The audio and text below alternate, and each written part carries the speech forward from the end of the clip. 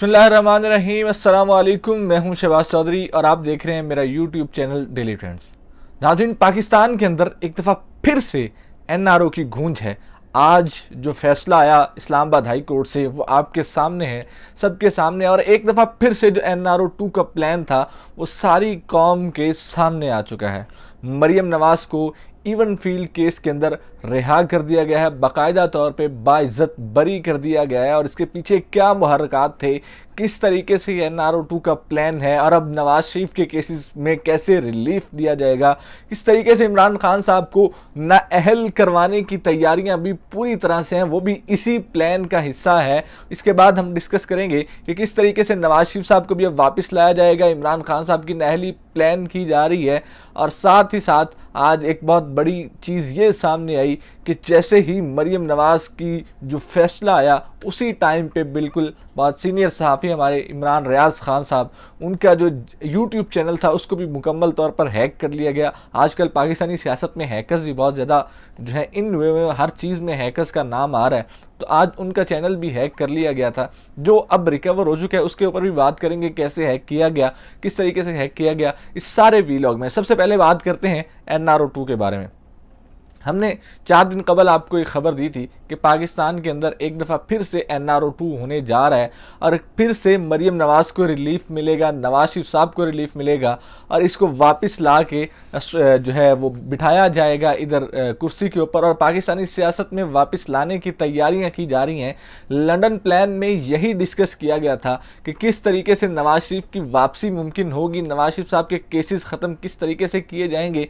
उससे सबसे पहला रिएक्शन चेक किया गया इसहाक डार साहब को वापस लाकर, और आवाम का कोई रिएक्शन नहीं था। इसहाक डार साहब को वापस लाया गया, उनके केसेस जो हैं वो डाउन करवाए गए, उनकी जो दायमी वारंट गिरफ्तारी थी उसको मुअत्तल करवाया गया, उसको जो है इश्तिहारी, जो इसहाक डार साहब को कहा गया था इश्तिहारी करार दिया गया था, उसको मुअत्तल करवाया गया। वो उनको ला के फाइनेंस मिनिस्टर बनाया गया। उस जैसे ही वो फाइनेंस मिनिस्टर बने, 1-2 दिन के अंदर अंदर अदालतें अपना केसेस जो हैं वो निपटाती हैं और मरियम नवाज साहिबा सुबह लाहौर हाई कोर्ट में पेश होती हैं और शाम को फौरी तौर पे जो है दोपहर में इस्लामाबाद हाई कोर्ट में बुला लिया जाता है और जजेस साहिबान कहते हैं कि आज ही हमने फैसला देना और 10 से 15 मिनट के अंदर अंदर हम फैसला दे देंगे।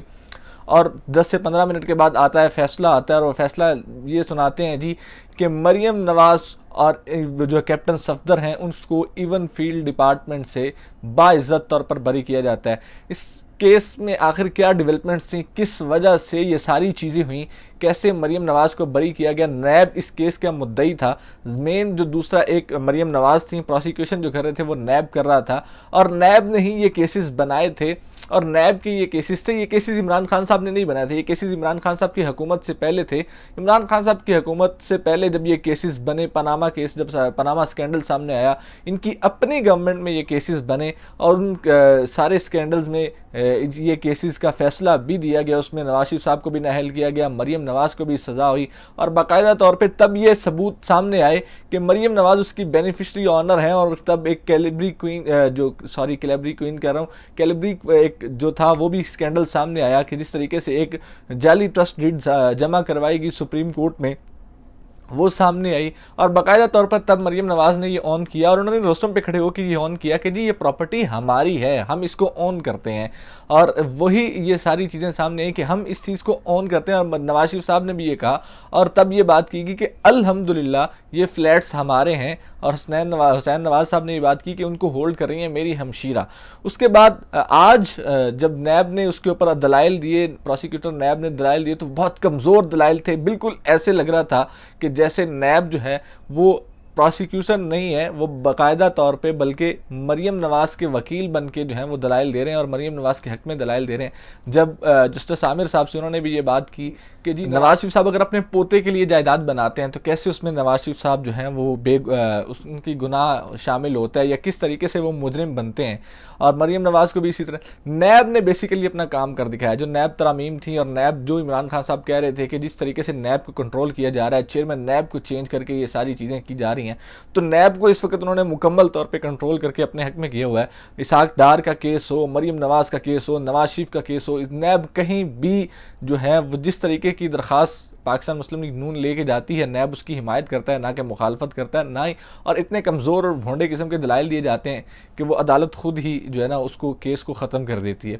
बिल्कुल सेम आज भी यही हो रहा है। यही नैब था जिन्होंने 4 साल इमरान खान के दौर में इन्हीं केसेस को लड़ा, और तब ना तो ये अपनी बेगुनाही साबित कर सके, ना ये कोई सबूत ला सके। आज भी कोई सबूत नहीं सामने आया, कोई जाली कोई रसीदें सामने नहीं आई, कोई बैंक स्टेटमेंट सामने नहीं आई, कोई मनी ट्रेल सामने नहीं आई। बस ये है कि जी नैब ने अब उन्होंने ये भी कहा कि जी अगर नवाज शरीफ साहब रोस्टरम पे आके खड़े होकर ये कह भी देते हैं कि ये प्रॉपर्टी हमारी है, तो भी प्रोसिक्यूशन को ही साबित करना है कि ये प्रॉपर्टी इनकी है और कैसे ये खरीदी गई। उसके बाद एक अहम डेवलपमेंट ये है कि जैसे ही ये फैसला आया, उस फैसले के बाद से अब नवाज शरीफ साहब की तबीयत भी बेहतर होने लग गई है, और NRO-2 का जैसे ही वो एक बाज़ गश्त उठी है, जैसे ही फैसला जो NRO का एक प्लान बनाया गया था उस पर अमल दरामद शुरू हुआ है, जैसे step by step Nawaz Sharif की तरफ जो है रिलीफ पहुंच रहा है, तो वो अब उनकी जो सेहत है, अब उनके जो प्लेटलेट्स हैं, अब उनके जो ब्लड सेल्स हैं वो पूरे होना शुरू हो गए हैं, और उन्होंने वापसी का सफ़र करने का इरादा भी कर लिया है। जल्द अज जल्द वो चाहते हैं कि जी मैं पाकिस्तान पहुँचूँ, और उनकी कोशिश भी यही है कि किसी न किसी तरीके से पाकिस्तान में आके उनके केसेस को ख़त्म किए जाएं। इमरान खान साहब एक बात क्या करते थे कि ये आए ही अपनी केसेस को ख़त्म करने के लिए, और ये बात इस हुकूमत ने साबित कर दी है। महंगाई इस वक्त अपने उरूज पे है, तेल का रेट अपने उरूज पे है, ज़राअत का शोबा अपनी जो सबसे ज़्यादा जवाल ज़राअत पे था आज है। किसान सड़कों पे हैं, एहतजाज कर रहे हैं, पूरे मुल्क का किसान इस वक्त एहतजाज करने लगा हुआ है। डॉलर बेकाबू है, पेट्रोल की प्राइसेस बेकाबू हैं, आटे की प्राइसेस बेकाबू हैं, आटा मिल नहीं रहा, कहीं पे आटा नहीं मिल रहा। लेकिन इस हुकूमत को सिर्फ और सिर्फ एक ही इस हुकूमत का सरदर्द है।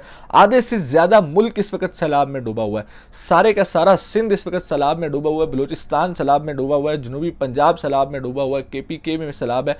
लेकिन इस वक्त हुकूमत का ये सर दर्द है ही नहीं कि अवाम किस हालत में है, अवाम किस तरह से सैलाब में डूबी है, अवाम किस तरह से महंगाई की चक्की में पिस रही है, किस तरीके से किसान एहतजाज कर रहे हैं, किसानी के ऊपर शेल बरसाए जा रहे हैं।